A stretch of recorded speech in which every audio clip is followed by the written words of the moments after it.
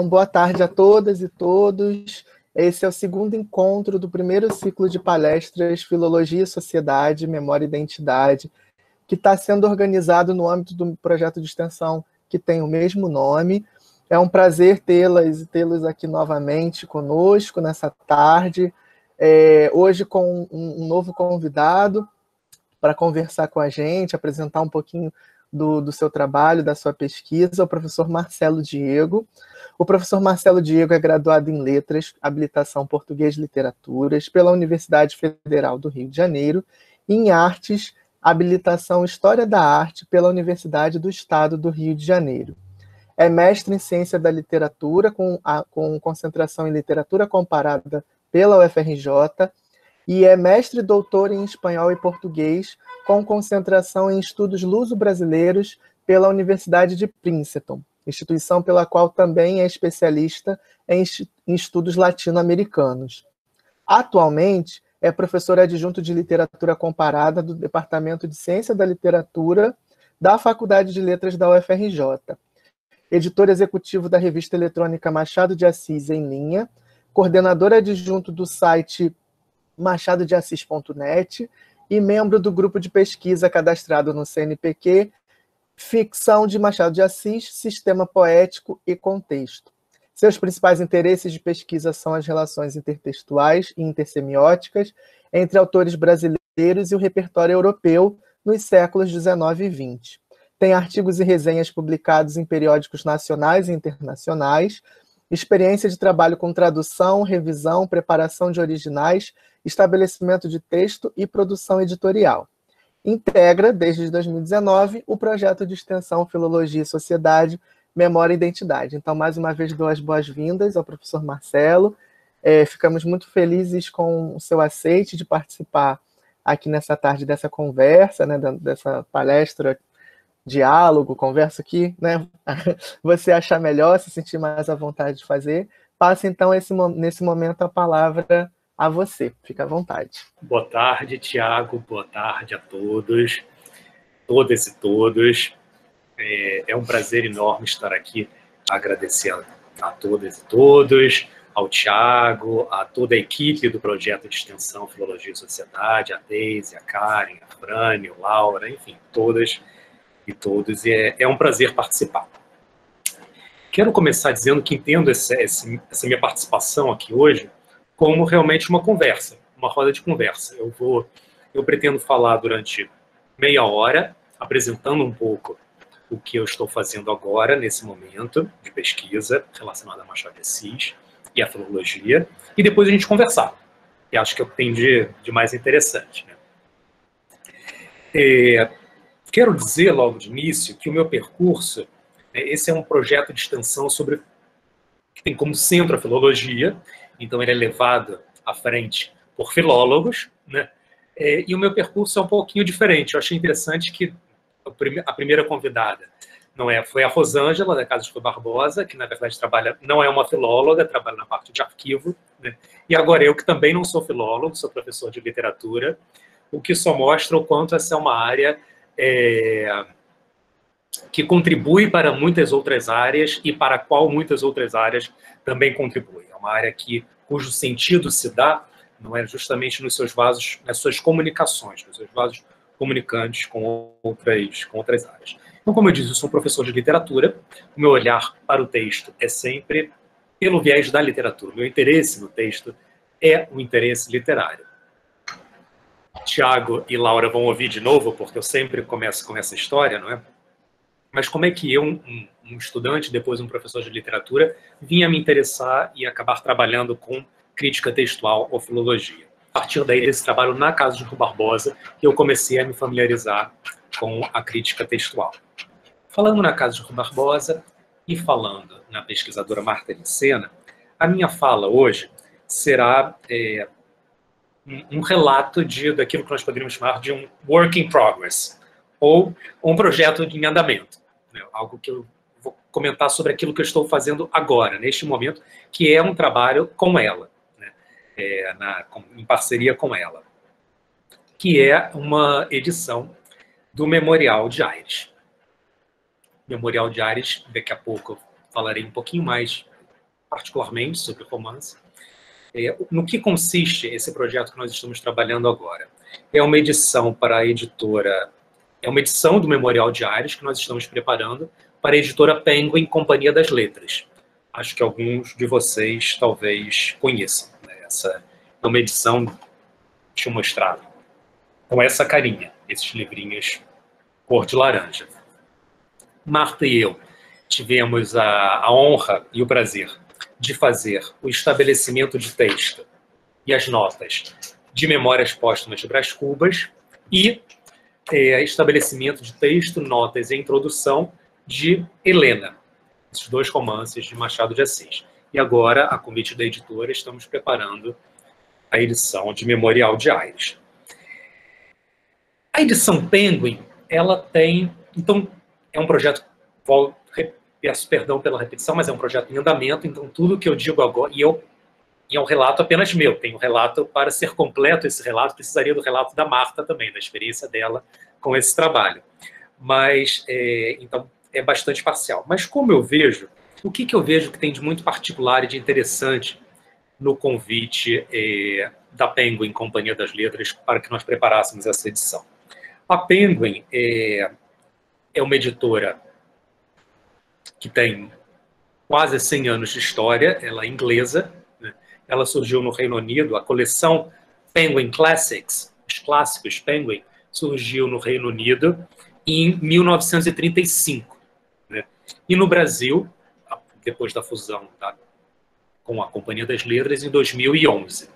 E a ideia é que sejam livros de relativo baixo custo, né? São edições, muitas vezes, próximas de uma edição de bolso, num papel que não é um papel caro, não é uma edição cara, mas com uma qualidade textual boa.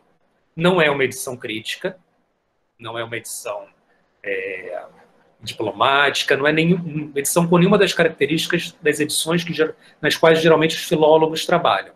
É uma edição absolutamente comercial, mas a ideia dela é, dentro do que é possível em uma edição comercial, uma edição que se propõe popular, oferecer o melhor texto possível. E oferecer um texto, além da qualidade do estabelecimento do texto em si, da anotação, um texto com uma boa introdução, porque ela tem justamente essa intenção de capilarizar essa literatura. Uma outra característica interessante da proposta das edições da Penguin é porque títulos que estão no catálogo há muito tempo, ou que são grandes clássicos, eles têm novas edições periodicamente. Nesse sentido, a Penguin ela emula o modelo da coleção The Arden Shakespeare, que é uma coleção, deixa eu ver aqui nas minhas anotações, a coleção Arden Shakespeare, ela começou a circular em 1899, e circula até os dias de hoje. Primeiro pela editora Methuen e depois pela Bloomsbury, aquela que foi fundada pelo marido da Virginia Woolf. E a ideia é que é o mesmo texto, mudanças mínimas, às vezes meras correções de edição para edição, mas com novas apresentações. Ou seja, um texto como o texto de Shakespeare, o corpus shakespeariano, ele textualmente já está, hoje em dia, num estado relativamente estável. É um texto já estabilizado. No entanto, a apresentação dele muda ao longo dos tempos. Então, geralmente, a cada 10 anos, a Arden lança a obra completa de Shakespeare, o mesmo texto, pequenas correções, mas com novas introduções, novas notas, que refletem não apenas aquilo que o texto tem para dar, mas aquilo que aquele tempo exige daquele texto. E as edições Penguin têm um pouco essa intenção também, essa preocupação. Então, foi a partir dessa encomenda, essa encomenda com essas características, que nós começamos o trabalho. E por quê? E de onde veio esse convite? Porque a Marta publicou, está no ar desde 2008, e eu trabalhei com ela desde o início nesse projeto, uma edição eletrônica dos romances e contos de Machado de Assis na internet. E agora eu vou passar para a apresentação. Esse é o site machadodeassis.net, ele está online desde 2008. Nele há um banco de dados de citações e alusões na ficção de Machado de Assis, em que é possível procurar, né? Se, por exemplo, eu quero saber nos romances, deixa eu pensar, quantas vezes, quero todos os romances, quantas vezes a personagem Hamlet aparece, o banco enumera. Essa foi a primeira apresentação desse site, desse banco de dados. Mas o que me interessa agora não é particularmente isso. É esse segundo capítulo aqui, que é Romances e Contos em Hipertexto, onde nós chegamos ao Memorial de Aires. Ora, então, nós trabalhamos nessa edição eletrônica do Memorial de Aires, que, como é uma edição eletrônica, o que é uma das grandes vantagens que as edições eletrônicas têm em relação às edições impressas? A anotação é potencialmente infinita. Não é? Todo editor costuma ter uma briga com, todo editor no sentido editor de texto, né? Crítico textual. Tem uma briga com o editor no sentido de publisher, a pessoa que trabalha para a companhia editora. Porque nós queremos colocar muitas notas, e isso vai deixando o livro cada vez mais grosso, mais volumoso e, consequentemente, mais caro, menos viável do ponto de vista comercial. E na internet, em ambiente online, isso não é um problema. Há quantas notas, se eu quiser botar 200 notas por página, estão todas aqui. Como vocês podem ver, é só passar o mouse em cima e aparecem notas explicativas sobre esse conteúdo.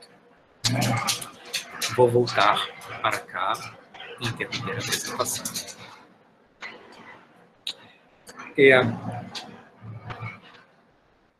Então, qual é a grande diferença, uma vez que já vi aquela edição de Memorial de Aires que está disponível online?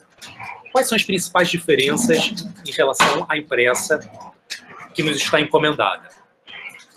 Primeiro, as notas não são infinitas, há um limite. Temos que fazer um trabalho de síntese, de redução das notas.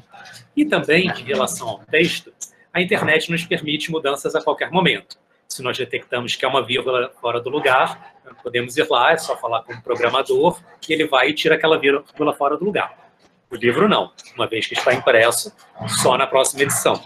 Então, essas são algumas diferenças e alguns cuidados que nós temos que ter. Agora, falando do Memorial de Aires.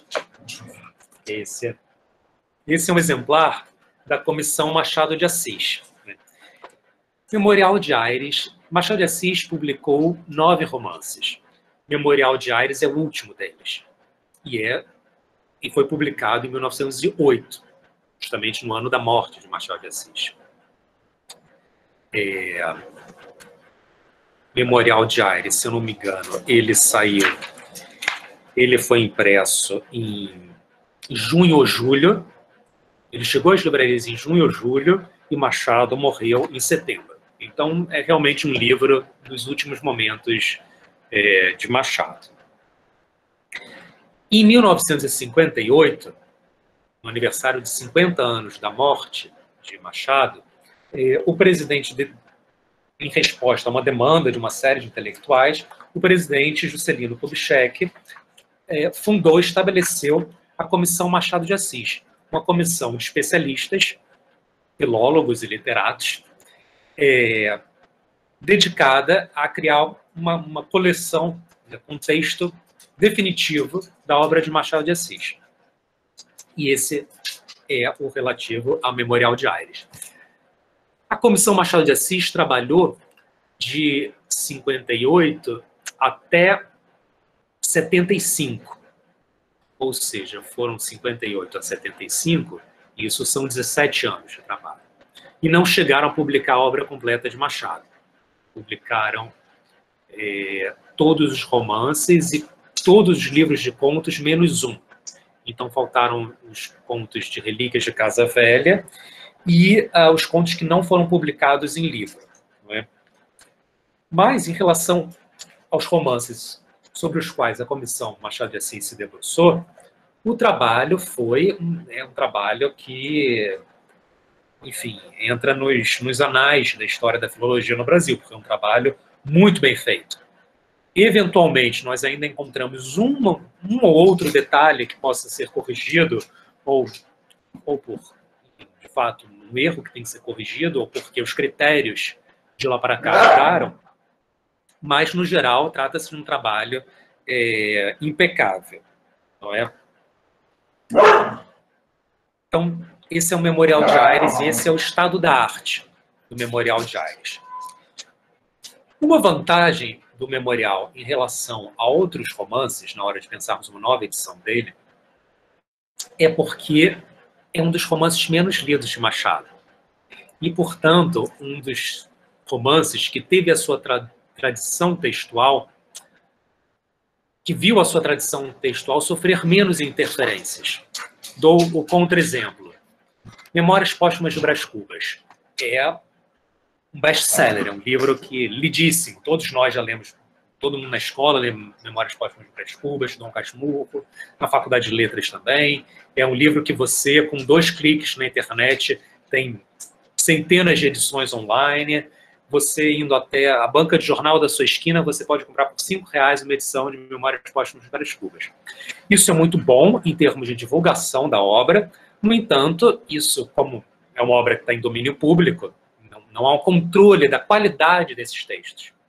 Então, particularmente, Memórias Póstumas de Brás Cubas e Dom Casmurro, há edições que são, como eu posso dizer, que promovem quase uma chacina do original, em que é um texto muito adulterado, um texto muito mexido. Eu fiz uma vez um trabalho, uma pesquisa, Memórias Póstumas de Brás Cubas, há edições que cortam parágrafos, que resolvem trocar palavras, que o editor achou que eram palavras difíceis, então ele trocou. Sem em momento algum dizer na folha do rosto que se tratava de uma adaptação de Memórias Póstumas de Brás Cubas. São realmente adulterações. Memorial de Aires, por ser um romance menos lido, bem menos lido do que esses outros dois, é um romance que tem uma tradição textual que sofreu menos adulterações. Então, nós temos textos relativamente mais fidedignos circulando. Além disso,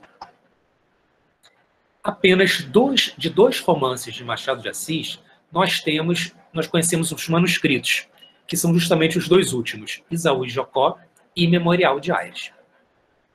Geralmente, em relação a manuscritos de cartas de Machado de Assis, há vários manuscritos de poemas de Machado de Assis, mas da ficção machadiana, eu não me lembro se há contos manuscritos também, cujos manuscritos tenham sobrevivido até os dias de hoje.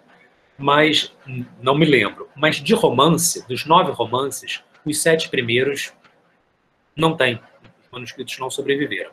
O que nós temos como a primeira versão, o primeiro testemunho desses romances, é a publicação, a maioria deles foi publicada na imprensa. Então, é o texto da imprensa. E depois, as diversas, quando passou para livro, etc. e tal. No entanto, agora eu vou apresentar de novo para mostrar para vocês esse original. Se vocês entrarem no site da Academia Brasileira de Letras, cadê? Aqui, arquivo.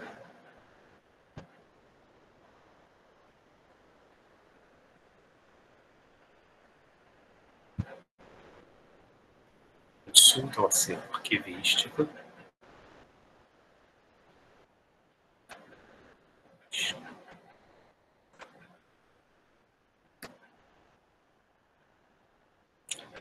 Machado, cadê Machado de Assis?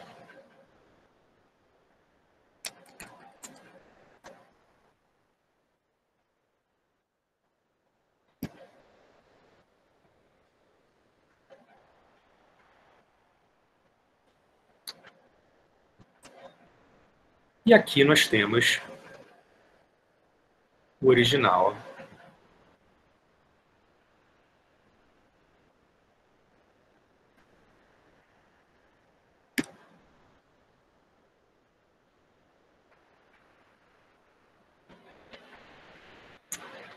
Advertência. Quem me leu Esaú e Jacó, talvez reconheça estas palavras do conselheiro. Nos lazeres do ofício, escrevia o memorial, que, apesar das páginas mortas ou escuras, apenas daria, e talvez dê, para matar o tempo da barca de Petrópolis. Referia-me ao conselheiro Aires.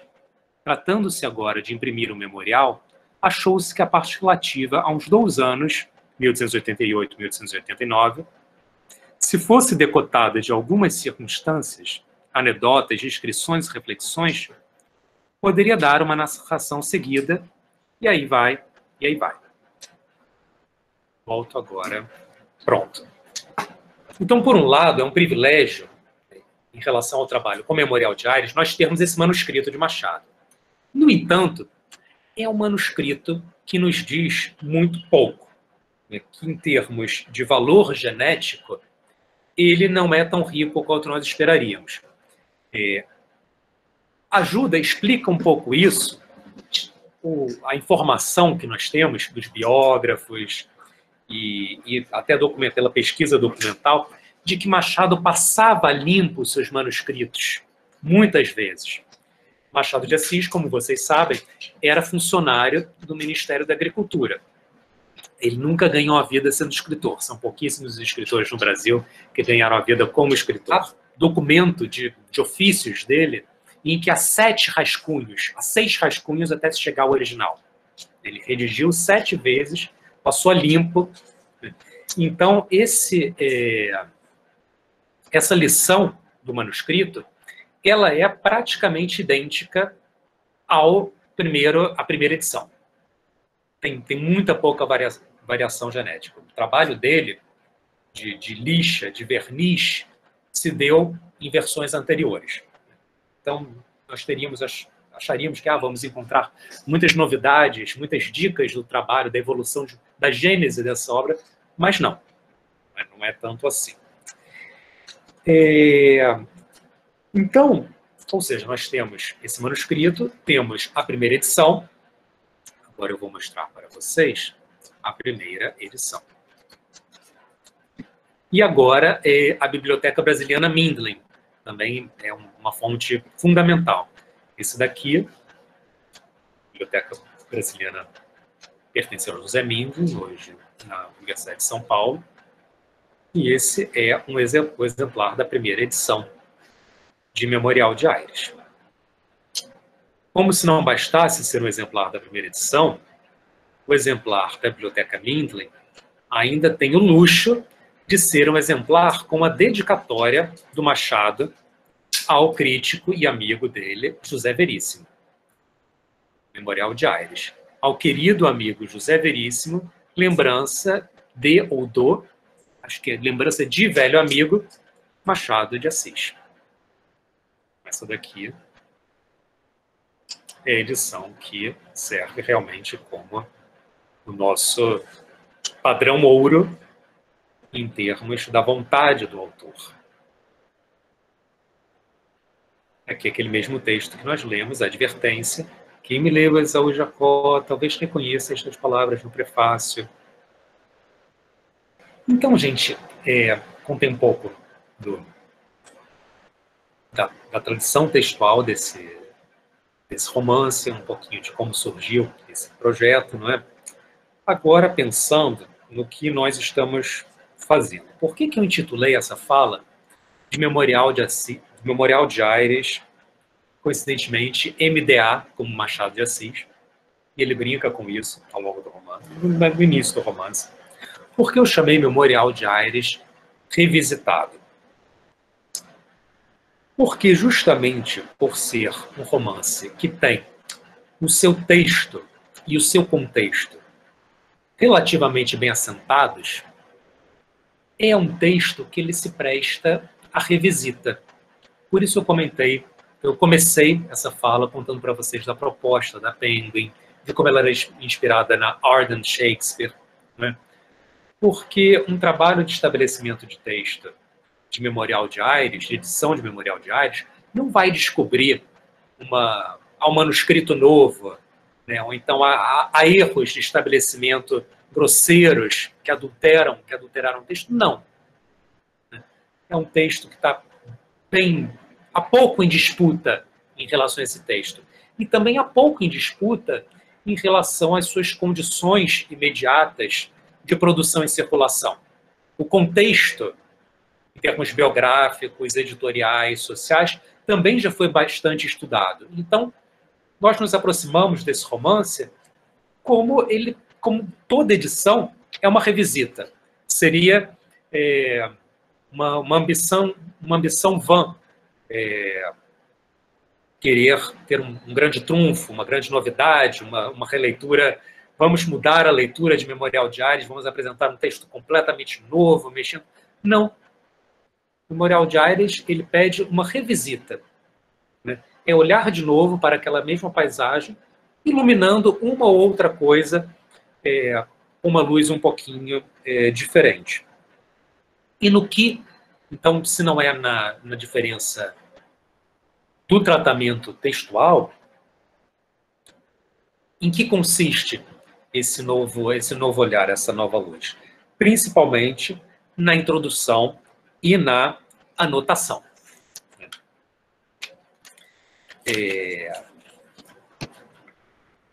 Na introdução que nós vamos escrever para o romance, que é uma apresentação, e nas notas do texto. Em relação... Então vamos lá, vou olhar agora cada um desses planos. Nós estamos pensando em termos de texto, de notas e de introdução. Edições como a Arden, como a Penguin, é bom lembrar que, como elas não são dedicadas ao especialista, elas não se dirigem ao especialista, elas têm um valor didático, elas têm uma importância, elas têm um papel didático, pedagógico. Muitas vezes é por meio dessas edições que o leitor tem o seu primeiro contato com Machado de Assis, ou é por meio dessas edições que Machado de Assis se difunde junto a novos públicos. Além de, como nós sabemos, os autores literários terem uma importância muito grande na consolidação de novos padrões de linguagem. Então, essa é uma dúvida que se coloca para o editor, no sentido de... Como é que eu posso dizer isso? Por um lado, nós temos que ser o mais fiéis possível à vontade do autor, ao seu estilo, àquilo que ele deixou. Por outro lado, esse é um texto por meio do qual muita gente aprenderá a manusear a linguagem, a manusear a língua portuguesa. Então, o que acontece quando a norma culta, quando esse texto não subscreve a norma culta? Nós vamos ver agora alguns casos. Vamos lá. Vou novamente compartilhar com vocês. Vamos lá. Algumas... Como eu disse, é um work in progress, é um projeto em andamento, então nada disso está ainda resolvido. Nós estamos discutindo o que fazer caso a caso. Vamos lá. Então, em termos de estabelecimento de texto, nós temos algumas dúvidas, né? O que fazer, por exemplo, nessa situação? Primeiro caso, a ausência de vírgula. A pontuação é sempre um grande problema, né? O texto do século XIX, vários colegas aqui trabalham com textos muito mais antigos, com muito mais tradição. O texto do século XIX é um filé. Ele é muito próximo da gente, é relativamente bastante fácil de trabalhar.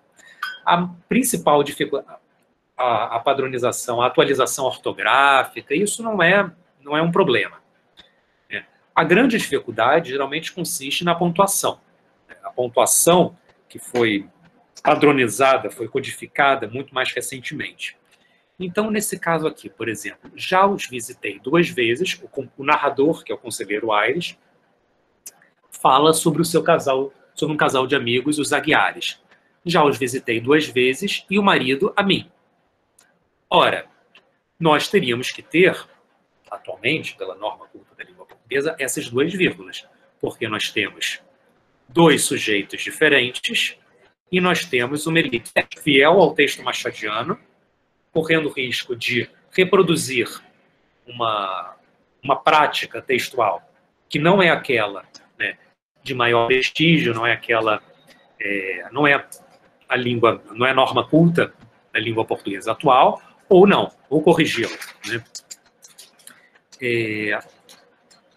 Olhem aqui de novo, em algumas situações gera até confusão esse segundo caso. Soube que eram do livro. Fala, o conselheiro encontra uns versinhos, uma página com os versinhos copiados dentro de um livro. Soube que eram do livro, copiadas por ela nos dias de noiva, segundo ambos lhe disseram, vexados. Restituiu o papel à página e o volume à estante. Novamente, nos 2 casos, principalmente já os visitei 2 vezes e o marido a mim, sem as vírgulas fica até para nossa, perde um pouco de inteligibilidade. Outra vírgula que ele não coloca. Está falando de Romeu e Julieta, não é? E ainda os de Verona dizem comentadores que as famílias de Romeu e de Julieta eram antes amigas do mesmo partido. Ora, o tópico precisa ficar isolado, precisa dessa vírgula para isolar. Então, esses são casos em que é necessária uma decisão. O que nós vamos priorizar? Se a fidelidade ao texto, a última lição do texto de Machado de Assis, ou se é a preocupação com o valor pedagógico que ela tem e terá sobre novas gerações. Esse exemplo de ausência explícita de vírgula sinalizando a intercalada é o que eu chamo de, como é que eu posso dizer, quando as mudanças de convenção deixam uma margem de manobra para a gente. Por exemplo, vamos lá. Agora, como foi que eles se amaram, os namorados de Paraíba do Sul, é o que Rita não me referiu. E seria curioso saber. Romeu e Julieta aqui no Rio, entre a lavoura e a advocacia, porque o pai do nosso Romeu era advogado na cidade da Paraíba, é um desses encontros que importaria conhecer para explicar. Então, vamos lá. Romeu e Julieta aqui no Rio é um desses encontros que importaria conhecer para explicar. Então, esse, entre a lavoura e a advocacia, é uma intercalada dentro da qual a outra oração intercalada, porque o pai do nosso Romeu era advogado na cidade da Paraíba. Essa daqui está muito bem sinalizada entre 2 travessões, não é? Acontece que esta outra daqui, não. Ela precisaria de uma vírgula aqui. Por que eu digo que a mudança das convenções ajuda a gente? Os travessões, né, na época do Machado, eles vinham sempre acompanhados de vírgula. Havia essa redundância. Está vendo? Aqui, abrindo e fechando o travessão, havia uma vírgula. Então, de certa maneira, ou seja, para padronizar, para atualizar, nós teríamos que tirar. Mas como já havia um, de certa maneira, isso livra um pouco a nossa consciência, né? Deixa a nossa consciência um pouco mais leve dessa intervenção. Porque, e acho que esse era o ponto ao qual eu queria chegar, numa edição comercial, as intervenções textuais não são sinalizadas em nota de rodapé. Numa edição crítica, numa edição destinada a especialistas, essas decisões podem ser, né, devem, não só podem, como tem que ser, o editor tem que dizer, inseriu-se aqui, no original está assim, agora no original está assado, mas numa edição comercial não. Os editores, e por editor agora eu digo, né, o publisher, a pessoa que trabalha para a empresa, editora, eles pedem que as notas sejam apenas o que eles chamam de notas de conteúdo, não sejam notas com valor metalinguístico. ou seja, notas que comentam o próprio texto, como as notas de natureza filológica. Então, quando aqueles que estabelecem o texto tomam uma decisão, essa decisão fica consignada ali no texto. Não se sabe se isso é mão do editor, do estabelecedor de texto, ou se isso é da mão de Machado. Agora, um outro exemplo, também de dúvidas, né? Esqueceu-me dizer que a casa Aguiar é na praia do Flamengo, ao fundo de um pequeno jardim, casa velha mais sólida. Ele não coloca vírgula antes da adversativa. E isso é muito comum, Machado, muito comum. Mas, novamente, a edição que tem essa vocação didática, né, que serve muitas vezes como modelo e exemplo da língua, a gente fica na dúvida do que fazer. Né? Talvez a mais complicada de todas dessas dúvidas em relação à pontuação é a que vem a seguinte, a vírgula separando o sujeito de objeto. Ouvi ao Aguiar que daqui a 2 meses começará as suas reuniões semanais. O Aguiar começará as suas reuniões semanais. Então tem uma vírgula ou seja, no original há essa vírgula, e é uma vírgula muito problemática de numa edição que sairá em 2021, 2022, isso ser mantido, né? Novamente, sem que esteja sinalizado em nota de rodapé. Né? Enfim, outros exemplos aqui. Assim foi que, novamente, assim foi que, escrevendo no dia de ontem, deixei de dizer, não havia havia essa vírgula daqui, que não poderia haver. Então, em relação à pontuação, era isso que eu acho que eu tinha para dizer. Uma outra dúvida, que nós já tivemos em vários outros momentos, e agora no memorial também surge, é em relação aos numerais por extenso ou em algarismos. Os manuais de estilo, né, e atuais, praticamente todos são unânimes, né, em dizer que os numerais acho que até 9 e depois os múltiplos, os numerais até 9 e depois os múltiplos de 10 devem ser grafados por extenso. 1, 2, 3, 4, 5, 6, 7, 8, 9, 10, 20, 30, 40, 50, 60, 80, 90, 100, enfim, todos os múltiplos. Mas 25, por exemplo, não é um deles. Então, teria que ser grafado em algarismos. No entanto, vejam só esse trecho. É a cerimônia, é a celebração das bodas de prata do casal Aguiar. E o narrador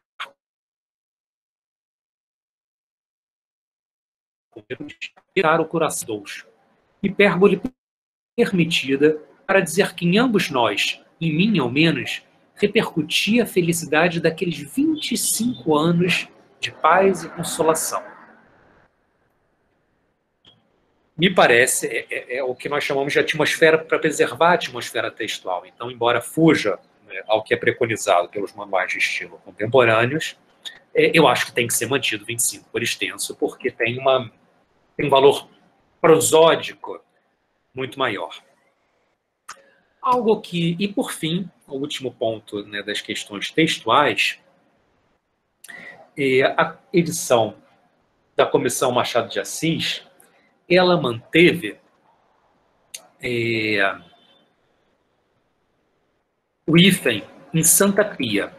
Santa Pia é o Barão de Santa Pia, ele é pai de uma das principais personagens do romance, Fidélia, é filha do Barão de Santa Pia, e na primeira edição é grafado com hífen. E não só na Comissão Machado de Assis, como em muitas outras, continua se grafando Santa Pia. No entanto, uma série de outros termos que eram grafados com hífen não são mais, e nas edições da comissão e outras, não são mais grafados. Nova Friburgo, consistentemente, virou Nova Friburgo. Então, se Nova Friburgo virou Nova Friburgo, por que Santa Pia, se Nova Friburgo virou Nova Friburgo, por que Santa Pia mantém-se Santa Pia? Isso é algo que precisa ser resolvido também. Naquela primeira edição, online, né, do Memorial de Ares, como eu disse, nós podíamos fazer quantas notas quiséssemos, porque o espaço na internet é ilimitado, não há essa limitação de espaço. Então, tratava-se de uma pesquisa, do resultado de uma pesquisa acadêmica, que é comprometida com os princípios da ciência, né, com rigor e com a exaustividade. Então, foram indexadas todas as referências, citações e alusões na ficção, no romance de Machado de Assis. Uma edição comercial não precisa, né, fica muito mais a critério da sensibilidade do anotador. É interessante, né, eu já conversando com editores importantes da obra de Machado de Assis, como John Gladson e João Roberto Faria, Hélio Guimarães, vários deles comentam que geralmente o anotador anota aquilo que causa espécie nele próprio. Ou seja, eu vou criar uma nota para explicar o que é a Barca de Petrópolis ou Barca da Prainha, quando, na minha primeira leitura, aquilo me causou estranheza. Ué, o que é a Barca de Petrópolis? Ou seja, se eu, anotador, tive aquela dúvida, o meu leitor pode ter também. Não é? Lá, então, um caso, vamos lá. Agora, numa edição que é fruto de uma pesquisa científica, uma pesquisa acadêmica, pelos princípios do rigor, né, e da exaustividade, se nós começamos a fazer notas para todas as referências espaciais, como, por exemplo, a Renânia, eu já vou explicar que Renânia é essa, é preciso explicar também o que é Europa, embora dificilmente um dos nossos leitores não saberá o que é Europa. Todos nós sabemos, Europa é um dos continentes, né? Uma região que teve uma colonização muito importante de alemães. Há alguns bairros com nomes de regiões da Alemanha. Então, a região da Renânia na Alemanha e, em homenagem a ela, o bairro da Renânia em Petrópolis. E é importante sinalizar que o leitor talvez não entenda, né, não só as notas que explicam referências espaciais, como a Renânia, a Europa, mas, muitas vezes, referências especiais que não existem mais, como, por exemplo, a Praia Formosa, né, que ficava ali perto de São Cristóvão, do bairro de São Cristóvão, no Rio de Janeiro, mas foi aterrada, e não existe mais hoje a Praia Formosa. Um outro princípio daquela edição, né, que, volto a dizer, tinha esses critérios de ser muito rigorosa, de ser exaustiva, e foi feita dentro de uma instituição pública, a Fundação Carlos Barbosa, com verbas públicas da própria Fundação, do CNPq e da FAPERJ. Portanto, essa é uma pesquisa que tem que ser laica. Então, se Morfeu, né, a divindade da mitologia grega, recebia uma nota, havia uma nota para explicar o que era, quem era Morfeu, tem de haver uma nota também para explicar quem é ou quem já foi Jesus Cristo. Factualmente, o nosso leitor, provavelmente, ele pode não saber quem foi Morfeu e muito provavelmente ele saberá quem foi Jesus Cristo. Então, numa edição comercial, talvez, né, provavelmente manteremos a nota explicando quem foi Morfeu, mas não a nota explicando quem foi Jesus Cristo. Isso pode ser eliminado porque é de comum saber. É nesse sentido que, numa edição comercial, há muito da sensibilidade do anotador. E aí a gente volta àquele ponto lá no início. Uma edição que atende não só ao texto que ela veicula, mas ao leitor a quem ela se dirige, ao tempo em que ela se dirige. Acho que tá bom, eu tinha anotado aqui os outros exemplos. Barca de Petrópolis, que é a mesma coisa que a Barca da Prainha, ou melhor, a Barca da Prainha, que é a mesma coisa da Barca de Petrópolis. Agora vejam, por exemplo, como é apenas um saber contextual, e isso tem que ser explicado em nota, né? Às vezes é apenas a decodificação de uma determinada referência que nos permite entender uma determinada passagem. Por exemplo, em Memorial de Aires, a personagem Tristão, que é um brasileiro, que cresceu no Brasil, no Rio de Janeiro, depois foi morar com os pais em Portugal, e anos depois retorna ao Brasil, mas, veremos depois, né, sempre com a intenção de retornar a Portugal. Ora, Tristão, num determinado dia, um certo dia, ele pega a barca para ir do Rio para Niterói, e o conselheiro Aires flagra Tristão olhando para o lado da barra. Então, o leitor que não conhece a geografia do Rio de Janeiro, ele não vai entender que o lado da barra é o lado de fora da cidade, é o lado que dá para o oceano, e é, portanto, o lado que dá para o exterior. Então, essa mirada para o lado da barra, ela colabora para a caracterização da personagem Tristão. Então, é importante dar uma dica nessa nota de o que é isso de lado da barra. A barra é a entrada da Baía de Guanabara. Quem está indo na barca do Rio para Niterói é o seu lado da direita. O lado da esquerda é a vista da Serra dos Órgãos. Fantástico. Sobre a anotação, basta de exemplos, né? Eu tinha anotado um último ponto aqui que eu queria comentar com vocês sobre essa questão da laicidade, né? É importante a gente sempre ter em mente, ao se dirigir a esse leitor, a esse leitorado que é muito diverso, né? Que o hegemônico não é neutro, não é? E que é importante, sempre que possível, também tratá-lo com o mesmo grau de estranhamento que nós tratamos o não hegemônico. Vale o exemplo Moveu Jesus Cristo.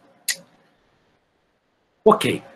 Então agora, em relação à introdução, o que eu tenho a dizer sobre esse trabalho, esse projeto em andamento? Não é?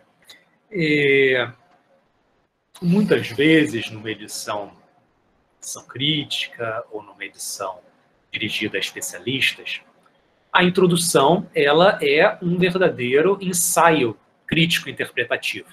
Né? Ela é como se fosse um artigo sobre aquela obra que poderia você tirar a introdução, né, da frente do livro e publicá-lo como um capítulo de um livro de ensaios ou numa revista acadêmica, não é? Numa edição que se pretende popular, que se quer popular, que se dirige, né, a um grande público, é um pouquinho diferente. Né? Não é exatamente um ensaio. É claro que tem uma parte crítico-interpretativa, mas há um compromisso com algumas coisas básicas de apresentação. Né? O objetivo do texto não é explorar, não é analisar uma problemática específica da obra. Então, se eu fosse escrever um artigo para publicar numa revista sobre o Memorial de Aires, eu poderia escolher a problemática A, B ou C para me aprofundar nela. Numa introdução, não. É importante, é claro que há momentos crítico-interpretativos, mas é importante percorrer todo um roteirinho de apresentação da obra. Né? Eu chamei de panorama da obra aqui. Um contexto histórico, o contexto biográfico do autor, comentar, brevemente que seja, né, o enredo, as características mais básicas da narração, as características da composição das personagens, as referências intertextuais mais evidentes, né, mais importantes da obra. É importante passar por esse roteiro da apresentação. Pensar, escrever essa introdução como se fosse dar uma aula, apresentar o romance a um público, não é?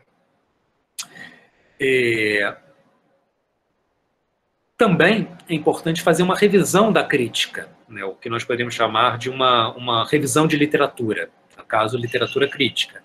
Então, por exemplo, algo que já foi muito trabalhado pela crítica, mas é sempre importante lembrar, em relação ao Memorial de Aires, é a forma de diário. É um romance escrito como um diário do Memorial de Aires, e o pandan, a continuação que ele faz com o romance anterior de Machado de Assis, Esaú e Jacó, que foi escrito por esse mesmo narrador ficcional, o Conselheiro Aires. Né? Também já muito foi escrito sobre a figuração da abolição da escravatura no romance. O romance se passa entre 1888 e 1889, né? De janeiro de 1888 até agosto de 1889. Então pega, né, em maio de 1888 a abolição e vai quase até a proclamação da República. Já muito se escreveu sobre isso, é importante mencionar também esses principais a relação com a abolição. E logo em seguida, o romance do Último Machado. Muita gente, desde a Lúcia Miguel Pereira, que foi uma das primeiras grandes críticas machadianas, uma biógrafa de Machado de Assis muito importante, né, que fez essa colagem biográfica do romance, pensando como a mulher de Machado, Carolina, morreu em 1904. Machado escreveu o Memorial de Aires entre 1904 e 1908. Então, Dona Carmo, né, que é uma personagem, não é uma das protagonistas, tem a Fidélia, o Tristão, a Dona Carmo, o Aguiar, além do próprio Conselheiro Aires, como se a Dona Carmo fosse um retrato da Carolina, né? E como se o próprio Conselheiro Aires trouxesse em si muito dele, Machado, como se houvesse algo de biográfico e de crepuscular, um romance que ele escreveu já consciente do seu fim, um romance outoniço, né? A chave de leitura do Aprendiz de Morto, de José Paulo Paes.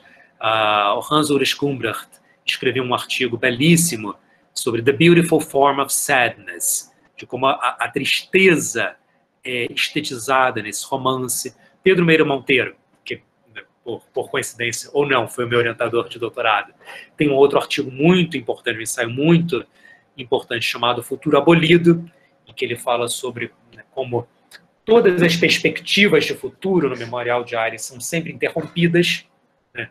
Há sempre um projetar, como se fosse um projetar, mas sob uma parede que não permite que essa projeção siga adiante. O Luiz Roncari também falou sobre a ideia do dentro e do fora, né? O doméstico e o exterior, a casa e a rua, nesse ensaio belíssimo chamado Bom Diabo e a Marinha de Fidélia.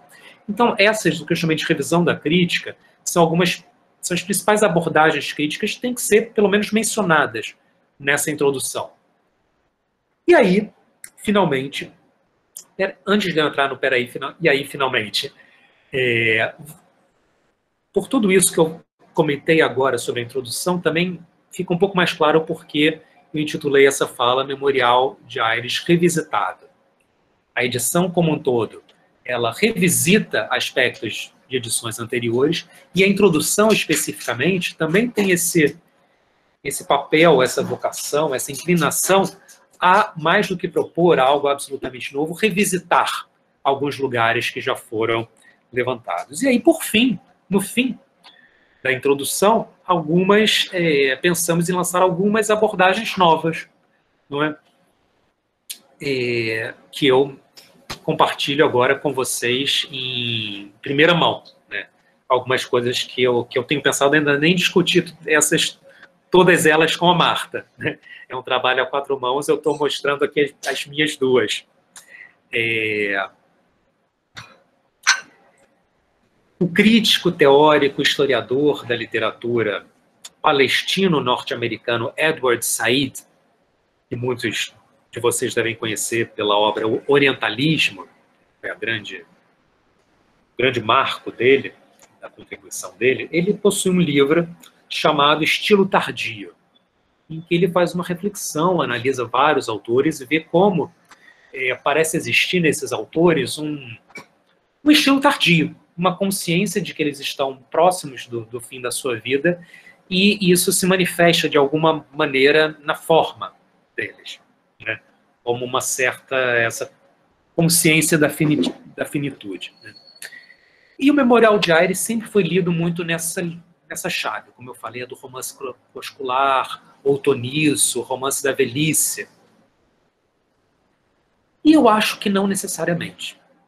Como eu disse, o Memorial de Aires, ele foi escrito em pandan, em complementaridade com Esaú e Jacó, que é um romance da maturidade plena.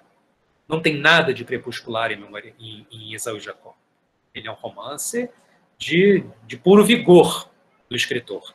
Ele foi publicado em 1904, que foi o ano em que Dona Carolina morreu, mas foi escrito nos anos anteriores. Ele é um livro muito próximo, se você pensar. Dom Casmurro foi publicado em 1900. Ele é um livro quase contemporâneo. Assim que Machado publicou, ou estava por publicar Dom Casmurro, já estava trabalhando em Esaú e Jacó. Então, se Esaú e Jacó é um livro da maturidade, e se Memorial de Aires é um livro cuja gênese, né, que alguns aspectos fundamentais dele já estão estabelecidos em Esaú e Jacó, então Memorial de Aires também é um livro que tem a sua origem, pelo menos nesse momento de maturidade. É claro que o acabamento dele pode ter se dado nesse momento já outonal da trajetória do Machado. Mas a gênese dele, a concepção dos principais expedientes dele é da maturidade. Então, eu acho que nós podemos jogar um pouco de nessas leituras que leem o Memorial crepuscular. Uma dessas também colabora para essas chaves crepusculares, chamemos assim, para essas abordagens do Memorial como romance crepuscular, a ideia do conselheiro. Aires, conselheiro, ele era um diplomata, era sempre muito discreto, jamais chamava atenção para si, tinha sempre a palavra certa na hora certa, bons modos, então alguém muito urbano, muito diplomata, morou muito tempo fora, então esses valores de civilização, de boa conversa, de salão, de finura, de bons tratos, são uma característica do conselheiro. No entanto, há também, isso alguns teóricos alguns críticos já exploraram, mas eu acho que não exploraram suficientemente, e opondo a esse aspecto urbano dele, o erotismo do Aires. Na minha opinião, o Memorial de Aires, ou melhor, reformulando a frase, não é na minha opinião, na minha leitura, o Memorial de Aires é o romance em que a dimensão erótica é abordada de maneira mais insistente. Porque o Memorial de Aires, Dom Casmurro e Memórias Póstumas de Brás Cubas são os três romances em que narrador e personagem coincidem, são em primeira pessoa, não é? E desses três, sem sombra de dúvida, o Memorial de Aires é aquele em que a presença do erotismo é mais insistente. Ele o tempo todo volta. Ele é sempre muito elegante, sempre muito educado, jamais vulgar, mas é uma presença inegável e insistente. Então, eu acho que isso precisa ficar um pouco mais, ser dito com um pouco mais de ênfase, né, na crítica. E, por fim, um último ponto que eu quero revisitar, né, que eu gostaria de revisitar nessa releitura e reapresentação e revisita ao Memorial de Aires, é em relação às fontes para o conselheiro. Né? Já se escreveu um pouco sobre isso, como o conselheiro Aires, ele seria uma personagem tipo, né, representando o burocrata, o alto burocrata, né, um funcionário público de um cargo alto, um diplomata, ele terminou com grau de ministro, não é?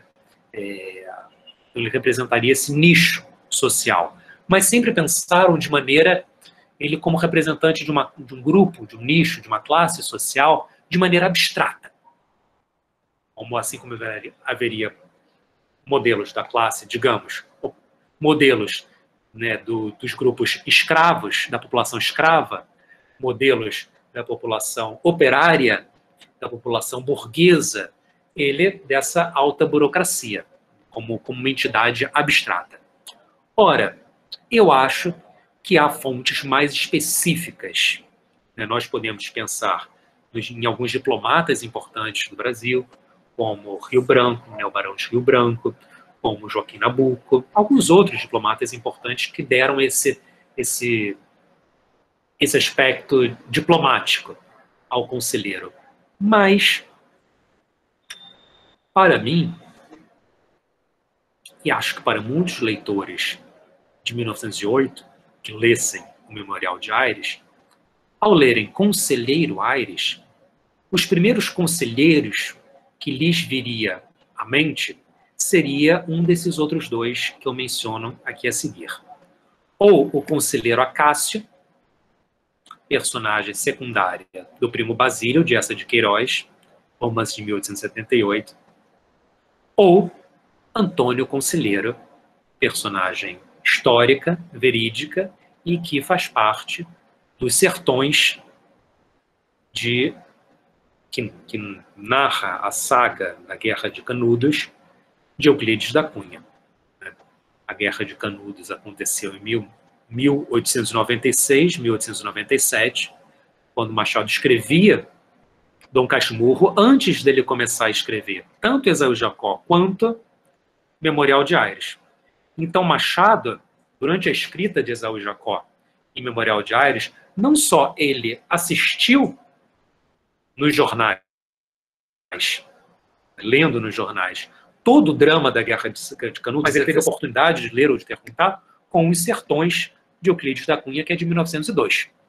Em relação a essa, o conselheiro Acácio e o Primo Basílio, sabe-se que Machado fez uma leitura com lupa desse romance pela crítica que ele publicou ao Primo Basílio, que foi uma crítica, houve uma troca de correspondência pública, enfim, foi um livro com o qual ele, inclusive, polemizou. E, às vezes, com quem nós mais aprendemos é justamente com o nosso antagonista, não é? Então, esses são alguns aspectos, nenhum deles é absolutamente novo, é uma novidade total, né? Mas todos são uma revisita que eu acho que vale a pena ao trabalhar com o Memorial de Aires.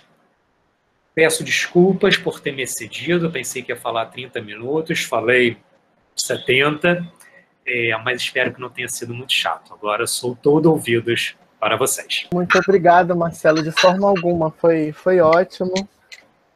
Na verdade, foi um passeio bem panorâmico, porque não só revisitamos o Memorial de Aires, como também passeamos por outras frentes. Então, você falou desde crítica textual raiz, digamos assim, né? Aquela nuclear mesmo de testemunhos e comparações, até a etapa da interpretação, né? Da exegese, da decifração ali do que um público atual não consegue acessar, né, as informações. Nós temos aqui algumas perguntas, na verdade, perguntas, comentários, né, sobre algumas coisas que você foi mencionando. A Fabi Prieto, né, Fabiana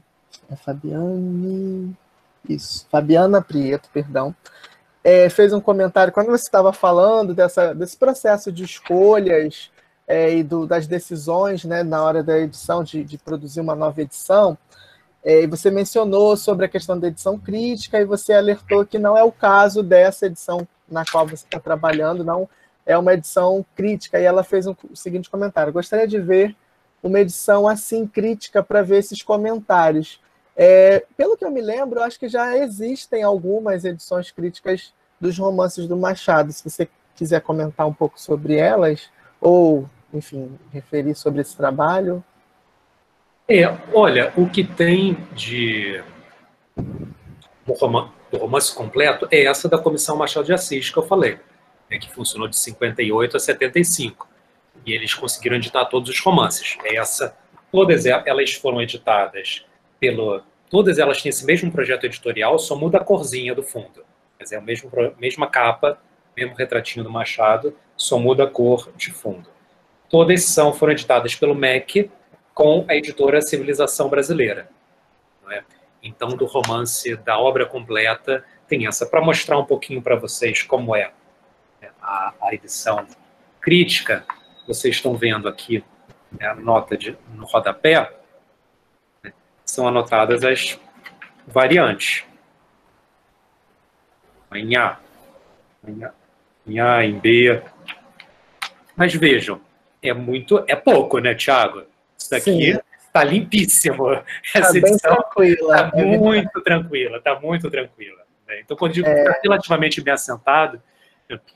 Agora, outras edições críticas, deixa eu pensar. Olha, eu não sei dizer assim de cabeça. Eu sei que a editora Ateliê Editorial publicou umas edições muito boas, né? A editora da Unicamp também publicou edições muito boas. A antiga editora Ática também tem edições muito interessantes. A editora Garnier, em parceria com a editora Itatiaia de Petrópolis, não, a Voz é de Petrópolis, a editora Itatiaia, tem uma edição completa da ficção de Machado, dos romances e dos contos, que quase todos o estabelecimento de texto é ou do professor Adriano da Gama Cury ou do professor José Galante de Souza, que são papas. Então, também são edições excelentes. Eu acho que edição crítica mesmo dos romances, só a da comissão. Edição crítica no sentido rigoroso da filologia da crítica textual. Mas há outras edições excelentes, muito fidedignas. é sempre bom a gente destacar, né? Porque assim, não é que a edição crítica seja a melhor de todas. Cada edição tem um público-alvo, tem um alcance desejado. Então, como o Marcelo colocou, a edição crítica é até mais direcionada para um público mais especializado, que tem essa preocupação de pensar a gênese do texto, as variantes que vão surgindo ao longo da obra, né, nas diversas publicações, que, no caso, não é o público-alvo dessa edição na qual você trabalha, que tem uma outra finalidade, tem uma finalidade de trazer o texto novamente, com algumas correções, com algumas adaptações, e atingir um público, né, talvez até mais amplo do que um público de uma edição crítica. Vamos seguir. Tem mais uma pergunta que foi feita pela Ariane. A Ariane é uma das nossas monitoras, que ela colocou, quando você estava falando sobre os pontos em discussão, né, do que modifica, o que deve se manter na hora de produzir essa edição, ela perguntou o seguinte, né, pensa-se em atualizar a pontuação por causa das mudanças ortográficas, mas não se pensa em fazer mudanças lexicais ou atualizar a ortografia, como no exemplo dous para dois. Então, eu acho que a pergunta foi nesse sentido, né? Qual é o ponto de visão do que muda ou do que não muda nessa parte textual? Acho que a pergunta vai mais nesse sentido. Ariane, muito obrigado pela sua pergunta. A ortografia sempre se atualiza. E vou dizer que é a parte mais fácil, né, porque não tem o que discutir. A ortografia você atualiza. Né? Agora, no caso de alguns itens lexicais, dous e dois, não é exatamente uma atualização ortográfica, porque são duas formas que continuam existindo. Né? Se você for aos dicionários, olhar no dicionário, existe ainda está consignada a forma dous. Então, sempre, né, se você procurar farmácia com PH, não existe mais farmácia com PH no dicionário, certo? Então, o nosso critério foi o seguinte: sempre que uma determinada palavra ela tem uma versão um pouco mais arcaica, mas que ainda está consignada nos dicionários, né, nós mantemos a versão original. Então, no dicionário existe dous e dois. Então, nós mantemos o dous, que é a que ele usou. Se um dia, se daqui a 100 anos não houver mais nos dicionários dous, a gente passa para dois. Entende? Mas no momento ainda existe. Então, mas a atualização ortográfica foi feita por inteiro. Não fica nada. Né? A pontuação é algo à parte. A pontuação não está exatamente no plano da ortografia. Não é? Está mais no campo das relações sintáticas. Né? A Raíssa Lisboa fez uma pergunta também. É possível quantificar o que das notas online está sendo possível adaptar ou está influenciando o trabalho na edição da Penguin? Olha, eu acho que é possível quantificar, sim. Eu não sei se nós, se Marta e eu teríamos paciência para fazer isso. Mas fica uma dica, sabe, para daqui a um ano, né, quando estiver nas livrarias a edição, para um trabalho final de uma disciplina de filologia, sabe? Se alguém quiser quantificar, pegar uma, outra, comparar e ver e fazer um estudo do que ficou e do que fez, fica a dica. Mas dá para quantificar, sim, é perfeitamente quantificável. Só não sei se a gente vai, né, ter paciência para isso, porque precisa de paciência. O próximo não é uma pergunta, é um comentário da nossa colega de projeto, a Laura, quando você estava falando sobre essa importância, né, da laicidade das notas, ela colocou o seguinte comentário: para frisar a importância da nota sobre Jesus, num curso para alunos do Pedro II, alguns não conheciam referências a Maria de Nazaré. É importantíssimo essas referências, primeiro porque, de fato, né, há muitas pessoas, o Brasil é um país muito diverso, há pessoas de todas as tradições e culturas religiosas, então não tem porquê, ninguém é obrigado a saber quem é Maria de Nazaré, assim como ninguém é obrigado a saber quem é Yansan, né? Então, são culturas que convivem paralelamente, né? Então, nesse sentido, que é importante tratá-las todas como iguais, mesmo aquelas que são mais de senso comum, né? Porque não é algo que não pode ser tomado como um dado, né? Tem que ser construído. Sim, ainda mais para um público que é um público, não vou dizer que é o principal, mas é um público que costuma ter esse primeiro contato, né? Que é o público mais jovem, né? E é interessante, Tiago, porque assim, mesmo Machado, ele tinha uma enciclopédia mental imensa, né? Ele sabia sobre literatura, ele cita literatura persa, sabe, até os franceses da época dele. Ele é realmente uma cultura imensa, não é? E ele cita tudo isso. Isso tudo aparece na ficção dele. Então, e às vezes misturando. Às vezes ele coloca, sabe, o Alcorão e o Talmud lado a lado. Então tem que ser tratado de maneira igual. A Raíssa perguntou também, mais uma vez, né, fez uma outra pergunta agora há pouco, se você poderia comentar um pouco sobre a questão da ausência de rascunhos, né, de manuscritos do Machado, se há registro, menção a algum dos rascunhos, e como que isso influencia as pesquisas, né? Qual é a influência dessa questão nas pesquisas? Uhum. Boa pergunta muito interessante. A gente tem esses rascunhos de alguns textos, de alguns documentos oficiais, né, como eu falei, do Ministério da Agricultura, pareceres, ofícios, memorandos que ele redigia. Agora, da obra literária dele, não há rascunhos. Não há rascunhos. Alguns manuscritos, né, mas é uma lição, um testemunho de manuscrito de determinada obra. Que geralmente não divergem muito da primeira lição publicada. A primeira lição privada não é muito diferente. A lição privada a que nós temos acesso não é muito diferente da lição pública a que nós temos acesso. Onde realmente se dá, né, onde dá para fazer estudos genéticos muito interessantes, porque onde a coisa muda muito, é na transposição da imprensa para o volume. Então, por exemplo, Quincas Borba.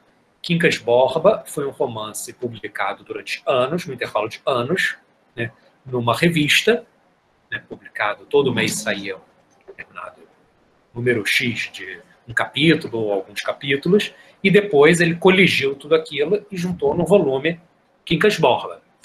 Nessa passagem é que aí a mão dele foi muito pesada.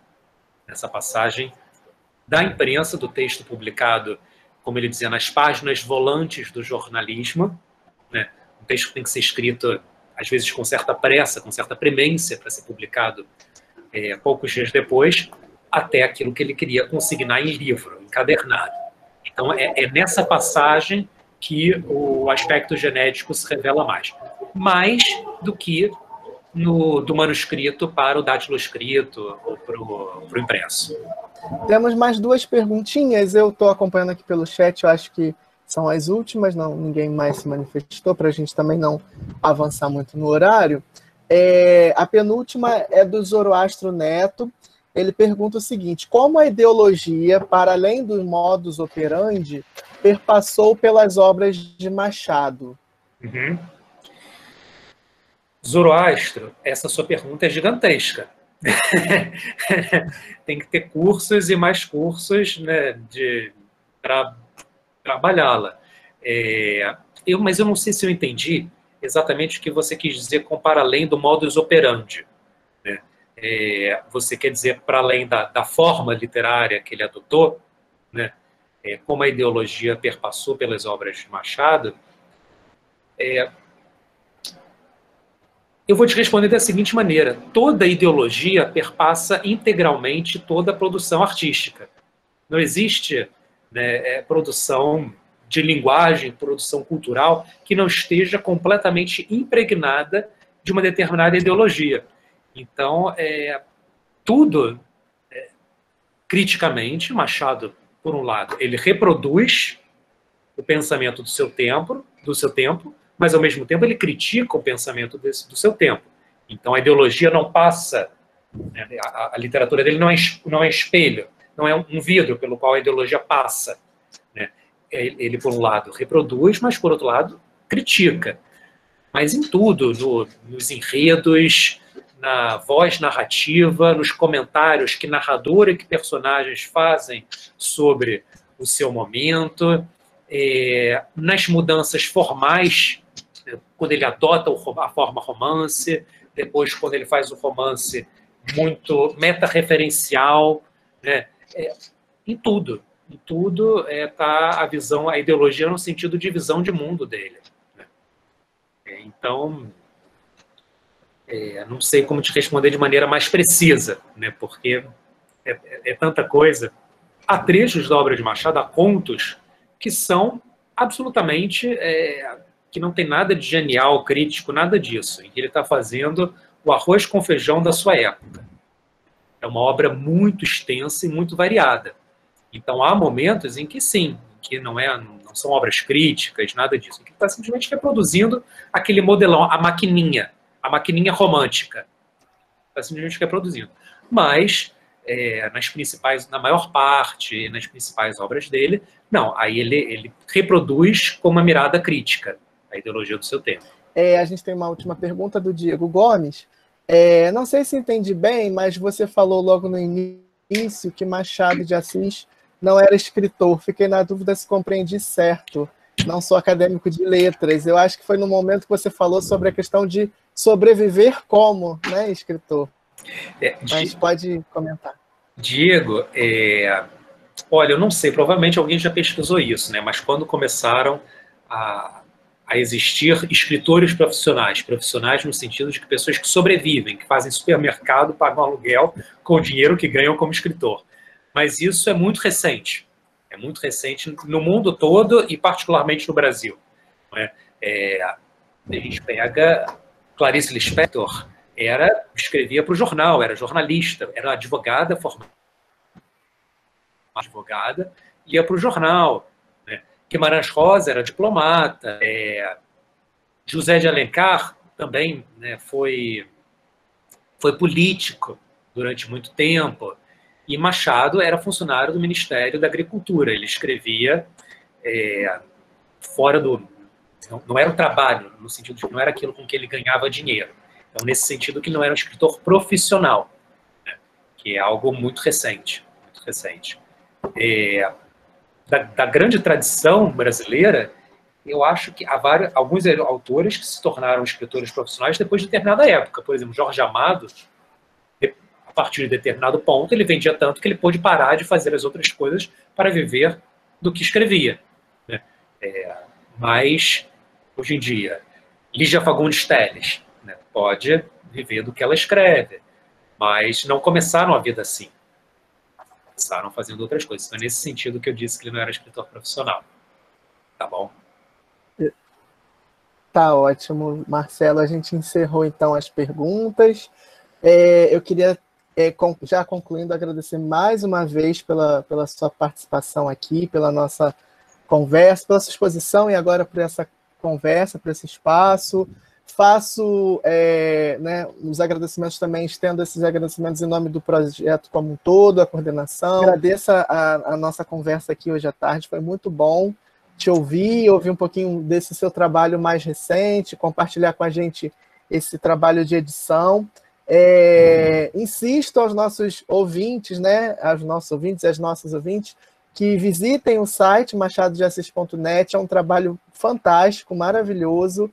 Eu não me lembro, mas você não chegou a mencionar no início, mas está disponível para celular, né? Então existe em formato de aplicativo, então hoje em dia a gente está aí numa interação muito mais constante pelos mobiles, né? Pelos nossos smartphones.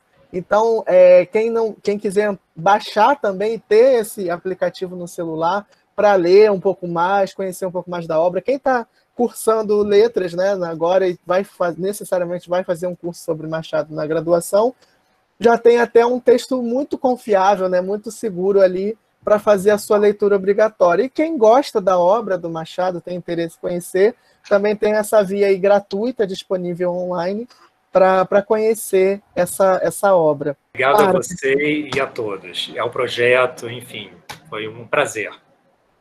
Um bom fim de tarde, uma boa noite, uma boa terça-feira para todos. E até a próxima.